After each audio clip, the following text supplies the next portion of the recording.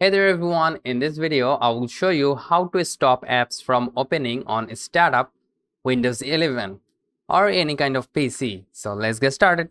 First of all, as you can see right over here on the taskbar, you need to right click on the taskbar, and from here you will see Task Manager like this. Just go to the Task Manager. If you don't find the Task Manager the way I have shown you, you need to go to the search bar and type for Task Manager and go to the Task Manager. All right, now from here you need to tap on the three dots. As you can see, here is the three dots. Just tap on that, and from here you need to select the startup apps. Just tap on that. Now as you can see, we have options like the status, like disabled, enabled, and disabled. The status which is selected as enabled is the apps which will start on the startup. So if we right click on it and tap on the disable, it will be turned off on the startup. So that's how you can stop apps from opening on startup on your PC. So again,